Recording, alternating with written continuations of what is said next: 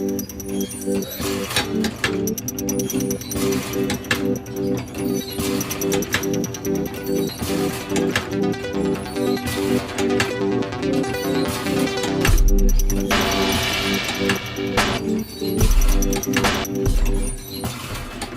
fonctionne de deux méthodes. On a originalement tout le temps vendu nos propres produits à travers les détaillants de produits durables médicaux à travers le Canada et les États-Unis pendant la majorité de notre existence, qui est maintenant au-delà de 15 ans.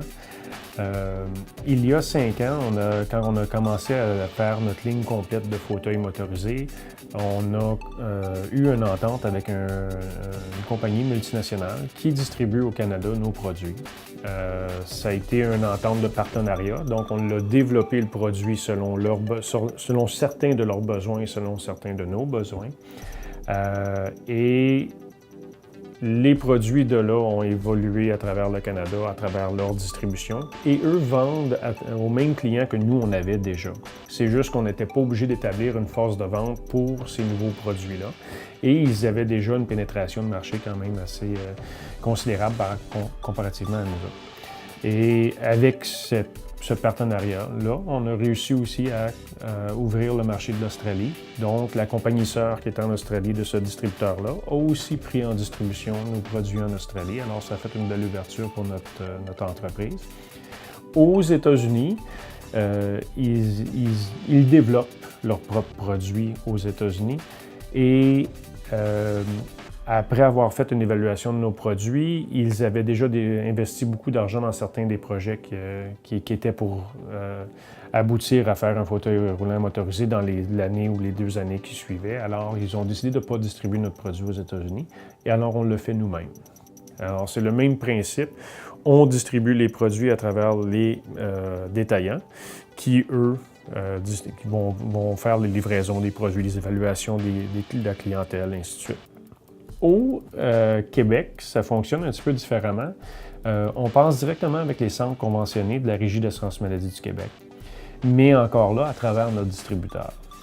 Nous, on vend directement à ces établissements-là, dans le cas où ça serait des produits plus particuliers. On fait quand même sur mesure, comme j'expliquais tantôt, qui est des fois des choses très particulières que les centres vont faire affaire directement avec nous au lieu de passer par le distributeur.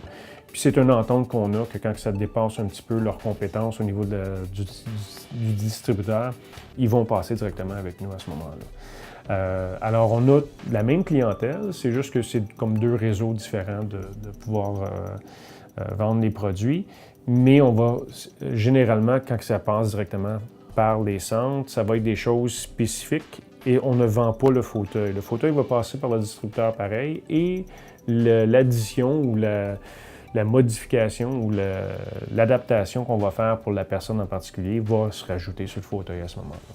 La façon que ça fonctionne, c'est qu'ici, nous autres, on est, comme qu'on peut appeler, underground. On a une bâtisse manufacturière, elle n'est pas commerciale, j'ai pas de showroom et c'est pas écrit Ultra Case. La raison est, c'est dans le domaine, faut nous connaître.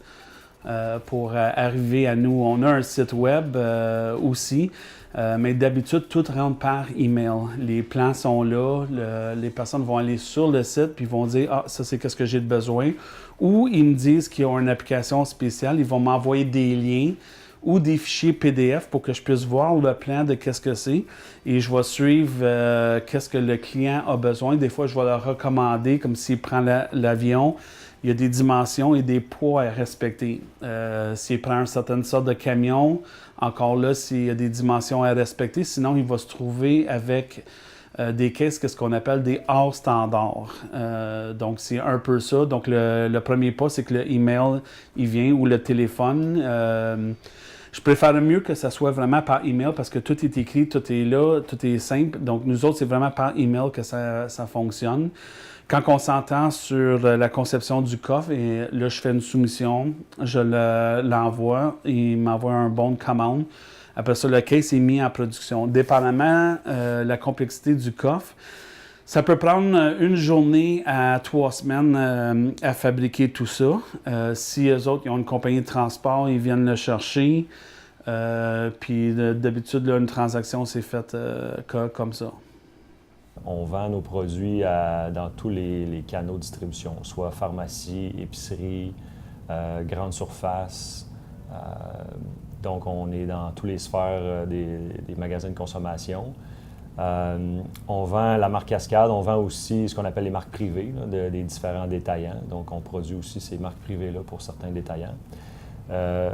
Au niveau de la marque Cascade, c'est différents produits. Donc, comment on va les distribuer, c'est que souvent, on va les mélanger en entrepôt. Donc, on va faire des expéditions avec des caisses de papier toilette, des caisses de papier essuie-tout, des mouchoirs, etc. Puis qu'on va envoyer dans les centres de distribution de nos clients, là, les détaillants, que ce soit Walmart, Loblaws, Costco, Metro et compagnie. Au niveau des étiquettes, au niveau du marchandisage, bien, on est responsable de tout ce qui est le design des emballages, tout ça. On a un département ici à l'interne qui s'occupe de ça. On a un bon département de marketing. On fait beaucoup de publicité dans différents domaines, que ce soit la télé, les magazines, les affichages, les commandites de toutes sortes. Beaucoup de concours publicitaires là, pour gagner différentes choses, des choses comme ça. Puis au niveau de la publicité, bien, j'en ai parlé. Donc, on essaie d'utiliser le plus de médias possible dans les différentes sphères ou dans les différents marchés qu'on cible. Moi, mon usine, ça fait 7 ans que j'ai ouvert l'usine ici. Fait que moi, c'est les clients qui viennent ici, c'est tout du bouche à oreille. On a eu tellement d'éloges, je pourrais vous montrer des choses que les clients nous ont laissées comme cadeau. Fait, les clients viennent ici, du bouche à oreille. Monsieur Quentin, j'ai été référé par un tel. Pourriez-vous venir prendre des mesures chez moi? Fait que, tu sais, puis ça, c'est meilleur que toute la publicité que moi, j'ai dépensée depuis le nombre d'années que je suis ici. Tu sais, fait que moi, ma meilleure publicité, c'était ça, c'est la bouche à oreille. Tu sais, fait que moi, c'est... en tout cas, la plupart de mes clients, c'est ça. Fait que quand ils viennent ici, ben, du genre partant, c'est la bouche à oreille. Fait que c'est comme ça que je roule pour l'instant. Je vais faire des logements. J'ai fait des projets. J'ai fait un gros projet à Ville-Saint-Pierre. Seigneur, j'étais là pendant 4 ans. Fait que là, le projet il est fini depuis l'année passée. Puis là, j'ai fait, même l'année passée, j'étais là sur le projet à Ville-la-Salle. C'était un gros projet, ça s'appelle Bois-les-Carriers à Ville-la-Salle. Ça, c'était un gros projet. Fait que ce projet-là, c'est toutes des armoires en bois qu'on a fait. C'est des armoires de 9 pieds de haut, si tu veux, toutes fermées au plafond. C'était toutes des armoires en bois. Puis, excuse le temps qu'on a fait le projet, mais moi ici, on était 5, j'avais 5 employés. C'est tout moi qui s'occupais du projet avec les clients. Fait que les clients du projet me les envoyaient tout de suite. Fait que là, les clients choisissaient la sorte d'essence de bois, ça, la couleur de teinture. Ils choisissaient la sorte de poignée, les comptoirs, s'ils voulaient avoir des comptoirs granit. Fait que je leur montrais tout ça. Fait que, on était 2 ans à faire ce projet-là. Je n'ai pas fait le projet au complet parce que c'était trop gros. Fait que, mais là, il est fini depuis l'année passée. Puis moi, c'est du bouche à oreille. Les contracteurs, c'était... allez voir M. Quentin, c'est du bon produit qu'il fait. Puis nous autres, moi, qu'est-ce que j'ai réussi à... Comment je peux vous dire ça? C'est avec les clients, le principal là-dedans, c'est le service après-vente. Hein? Puis moi, c'est mes garçons que j'envoie par après. Mais quand on fait l'installation de la cuisine, j'ai mon propre installateur qui a le même nombre d'années que moi d'expérience dans le domaine. On s'est connus, on était tout jeunes. Puis on travaille encore ensemble aujourd'hui. Puis quand il y a un service à faire, mettons, le client appelle, il dit, ou non, ça arrive qu'on fasse des erreurs, tu sais. Fait moi, j'envoie un de mes garçons, ou qu'importe, là, à faire le service. Puis le service, est tout de suite fait dans la même semaine. Puis ce que c'est qu'une m'aide bien gros, c'est que les clients, ils appellent par après, puis « M. Quentin, merci, vos garçons nous donnent un service, comment on peut dire, parfait, sont polis. » Moi, c'est juste ça, ça nous donne un nom... comment je peux dire? En tout cas, les clients aiment bien mes 3 enfants, si tu veux. Juste ça, c'est parfait. C'est très vendeur, même. Je suis heureux que tous les clients nous appellent et ça fasse... ça fait... En tout cas, je suis bien heureux de ça. Bien, si je commence au niveau comment est-ce qu'on les rend dans les mains des clients, Il y a différentes méthodes. La première, c'est on a un camion de livraison qui dessert la Rive-Sud, Montréal, Laval, pour des livraisons directement sur les clients. Des fois, on le fait même pour des revendeurs qu'on va livrer leurs produits non identifiés de notre part. Donc, on a un camion dock level qui fait les livraisons et on a 2 autres véhicules pour les plus petits items qui passent à livraison. Après ça, les clients sont toujours les bienvenus de venir les ramasser ici. On en a plusieurs de la région qui viennent ramasser leurs produits directement ici. Et on utilise aussi un service de distribution envoi par courrier. Donc, ça c'est Puro ou FedEx. On travaille avec tous les gros noms au niveau de fournisseurs d'envoi quand ça va dans les régions ou plus loin. Parce qu'il ne faut pas oublier aussi, on a de l'achat en ligne que les clients peuvent acheter en ligne. Puis là, il faut les rendre des fois dans des régions beaucoup plus éloignées que la région entourant ici. Au niveau de notre visibilité qu'on se donne sur le territoire, moi, personnellement, j'ai été impliqué dans plusieurs organismes locaux, que ce soit de la station communautaire, radio communautaire, jusqu'à la chambre de commerce locale ici. Je suis encore impliqué aujourd'hui dans plusieurs autres associations, trop long à énumérer, là, mais ça m'a aidé énormément pour bâtir mon réseau local. Au-delà de ça, parce que j'ai toujours cru du 1 sur 1, c'est un des outils les meilleurs pour développer une affinité avec quelqu'un pour être capable de travailler ensemble au niveau de nos services. Mais au-delà de ça, on fait plusieurs autres campagnes. À chaque 2 ans, on participe à un salon qui s'appelle Graphicart à Montréal, au Bonaventure. Et à chaque année, on a des clients qui viennent de toutes sortes de régions, que ce soit des Maritimes ou de l'Ontario et de toutes les régions du Québec. Ça, c'est un beau volet pour développer de la clientèle qu'on n'aurait pas normalement localement. Et là, on investit pas mal. C'est un produit où on va mettre au-delà de 40 000 $ au niveau de l'habillement du kiosque et la grosseur du kiosque. Donc, on est très présent à ce salon-là. On fait aussi des campagnes plus personnelles, plus pointillées, comme à chaque année, on envoie un calendrier à tous les commerces de la région du Roussillon et des fois, on déborde même, on va jusqu'à Longueuil. Et ce calendrier-là est attendu à chaque année. On fait un différent produit, puis à date, c'est bien apprécié de notre clientèle. Et des fois, nos clients, on les voit. J'arrive des fois à des dépanneurs ou stations de gaz et puis je vois le calendrier publicité sur le coin du bureau. Donc, ça fait un petit chaud au cœur parce qu'on est véhiculé et on est discuté sur le territoire. On fait, au-delà de ça, on a une politique en place pour les organismes communautaires. Où ce que tout organisme communautaire qui fait affaire avec nous, on redonne jusqu'à 15 % des achats qu'ils font en soutien de cet organisme-là. Que ce soit une commandite pour un événement, que ce soit des billets pour un événement, bien, dépendant qu'est-ce qu'ils ont acheté. Puis, où ce qu'on élabore plus loin, c'est qu'on va dire, les membres du conseil d'administration de cet organisme-là, s'ils décident de faire affaire avec nous autres, ils peuvent nous dire, écoutez, moi j'ai acheté de mon entreprise X nombre de dollars, j'aimerais que vous redonnez à cet organisme-là la portion que vous engagez à leur remettre, qui est 15 % des achats.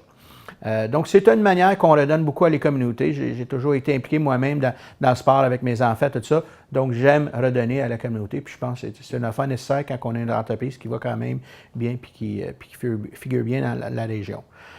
Dernièrement, je vous dirais que après qu'on ait fait tout ce réseau-là, on va à la pige au besoin, voyant qu'est-ce qui est les tendances sur le marché. Donc, on va utiliser les journaux locaux. On va faire nous-mêmes des envois personnalisés ou des envois de carton à les entreprises, des fois même à les résidences. On utilise des publisacs à l'occasion pour envoyer un feuillet général à tous les citoyens parce qu'on réalise plus en plus, il y a des entreprises qui opèrent de chez eux. Des vendeurs qui sont des distributeurs qui opèrent de chez eux. Donc, ça, c'est une tendance puis un marché qu'on est tranquillement en train de développer.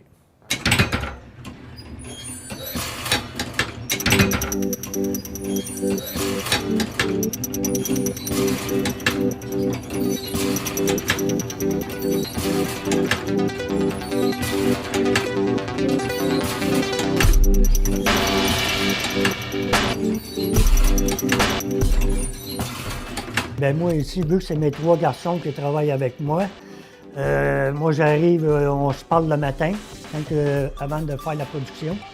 Fait qu'on se parle le matin, parce que bien souvent, moi, je sors sur la route. Fait que le matin, quand il arrive, ici, on commence à 7h30. Le matin, quand il arrive, là, je parle à mon garçon pour le débitage. Qu'est-ce qu'il y a à faire aujourd'hui? Fait qu'avec mes 3 garçons, fait que là, on part la journée. Fait que là, après ça, eux autres, ils partent, puis Ils ont toute la production à faire. Faire la coupe, faire le hedge, l'installation des portes pour les armoires. Après ça, tout préparer pour le lendemain, être sûr pour livrer la cuisine. Dans l'après-midi, eux autres, vu que c'est mes 3 garçons, dans l'après-midi, ils se préparent pour tout être sûr pour la livraison du lendemain matin. Parce qu'on va faire notre propre livraison. Fait que, autrement dit, le lendemain matin, j'ai 2 de mes garçons qui vont partir avec le camion, puis ils vont aller livrer la cuisine. Puis après ça, ils reviennent, puis on recommence. Pour l'instant, j'ai seulement que mes 3 garçons. Mais quand j'ai de l'ouvrage, j'ai beaucoup d'ouvrages, mais là, je peux engager 2 employés. Fait que je peux prendre un gars pour faire le hedge ou puis peinturer les portes, tout ça. Parce que mes autres garçons ils ont l'expérience pour le banc-ci, toutes les armoires. C'est très familial. Puis je suis très fier, mon ami, d'avoir parti cette compagnie-là depuis 7 ans. Puis ça va très bien, je suis heureux de ça. Pour la logistique, pour l'usine, dans le fond, on part de la réception de la matière première. C'est sûr qu'on a des employés avec des chariots élévateurs. Puis on a une place d'entreposage de la matière première. Évidemment, on veut optimiser nos coûts d'entreposage, donc on peut entreposer là, pour un maximum de 2 journées. Fait qu'il y a des camions qui arrivent à chaque jour, qui sont planifiés d'avance pour justement nous approvisionner en matière première. Fait qu'on a du personnel dédié pour, dans le fond, vider les vannes, puis s'assurer de tout le temps avoir ne pas manquer de matière première pour faire notre produit. Fait que c'est sûr qu'on ne veut pas en avoir trop aussi non plus pour question économique. Fait que si on commence par la logistique, c'est de bien planifier. C'est sûr que ça commence des ventes, mais après ça, d'un coup qu'on a les ventes, il faut bien planifier notre matière première. Après ça, bien, dans le fond, comme on disait, on suit le procédé. Mais après ça, les gros rouleaux géants qui sortent des machines à papier, encore là, ça prend du personnel sur des chariots élévateurs avec des grosses clames pour aller chercher les rouleaux, les mettre en entrepôt, puis dépendant de ce qu'on fait à la conversion, approvisionner les lignes en conversion. Puis encore là, après ça, bien, les boîtes de produits finis sont classées en entrepôt et prêtes à expédier. C'est sûr que là, je te parle du personnel d'expédition. Fait qu'on a aussi les machines, vu qu'ils roulent 24 heures sur 24, on a du personnel à l'entretien. On a une trentaine de personnes, mécaniciens, électriciens, soudeurs, pour s'assurer que les machines roulent tout le temps 24 heures sur 24 et qu'il n'y a pas d'arrêt. Oui, on a des arrêts planifiés pour faire des réparations, faire de l'entretien préventif. Cette personne-là, il y en a de jour et de nuit. Il y en a pour des urgences, il y a des bris de nuit. Fait qu'on a une personne de nuit pour les urgences. Ça, c'est le côté entretien. Puis après, c'est le côté production, évidemment, qu'on a parlé. Là, une machine à papier, il y a 2 opérateurs par machine. Conversion aussi, il y a 2 opérateurs. Fait qu'en tout temps, on a 2 personnes qui opèrent une machine sur des quarts de 24 heures rotatifs. Après ça, tu as tout le personnel de supervision, de jour, et de bureau et de comptabilité pour supporter les opérations. Notre entreprise a grossi avec le temps, avec moi et mon frère. On est 2 entrepreneurs de nature. On va se lever les manches quand il faut travailler plus fort, puis on va passer en travers. Puis on a réalisé, il y a 1 an ou 2, que c'est une excellente approche à avoir, mais si on veut passer à la prochaine marche, aller plus loin dans la croissance de l'entreprise, il faut devenir beaucoup plus une entreprise ou des gestionnaires. Et c'est là qu'on a décidé de mettre en place un comité de gestion, former des employés cadres de publicité. On a des rencontres 1 fois par mois et des fois même 2 fois par mois, tout dépendant les périodes de l'année. Et on va discuter de tous les dossiers qu'on peut avoir à régler ou à regarder et aussi naturellement aider à faire la réflexion pour le futur et la vision de l'entreprise. Comme par exemple, là, présentement, ça fait presque 1 an qu'on travaille sur l'achat d'un nouveau MIS, un Management Information System. On a déjà un qui est fait maison par un fournisseur québécois, mais on est rendu d'aller à la prochaine étape. Donc, on a mis ça en place pour faire la réflexion et trouver le bon équipement ou le bon fournisseur pour ce produit-là. On a fait la même chose quand on a fait l'investissement dans la presse Indigo. Donc, on essaie d'impliquer le personnel cadre. Suite à ça, on s'assure aussi d'impliquer tous les employés de l'entreprise, où ce qu'on va faire des réunions à peu près 1 fois ou 3 mois de l'entreprise au complet. On va barrer les portes un jeudi ou vendredi pendant 2-3 heures, puis on va mettre au courant tous les employés où est-ce qu'on s'en va, qu'est-ce qu'on fait. Donc ça, on essaie de faire une approche familiale aussi, de travailler vraiment, bander l'équipe ensemble, puis on va faire un paquet d'événements pendant l'année, que ce soit des rallyes d'automobile ou que ce soit un party de Noël, et etc. Il y a aussi un comité social en place chez PubCity publicité des employés, qu'eux autres s'occupent de leur budget, puis on fête leur fête. J'ai la chance d'avoir comme maire, qui est propriétaire de Création Gourmande ici à Sainte-Catherine, et à chaque fois qu'on a une réunion de tout le staff, on fait venir un gâteau pour célébrer les fêtes de tous les employés qui ont passé dans les 3 mois. Donc, c'est des gestes de même qu'on essaie de faire. Au niveau de plus large, la logistique, bien, on utilise beaucoup notre système existant présentement qu'on veut upgrader, le MIS, au niveau d'informatisation. Donc, tout est informatisé ici au niveau de la soumission, au niveau de la gestion de la livraison. On a une structure en place avec des chargés de projet pour chaque client qui rentre ici. Et eux, ils utilisent le système de suivi informatisé pour savoir où leurs jobs sont rendus. On a aussi un bureau satellite, comme je disais tantôt, chez Imprimerie Moderne à la Prairie, que eux, c'est plus du comptoir, du service comptoir, mais bien souvent, quand le client évolue puis a besoin de plus de services, bien, va nous transférer des projets ici pour faire avancer. Et éventuellement, quand on voit le client a besoin d'un service beaucoup plus personnalisé, plus direct au niveau d'un soutien de chargé de projet, bien là, le client va être offert à transférer ici.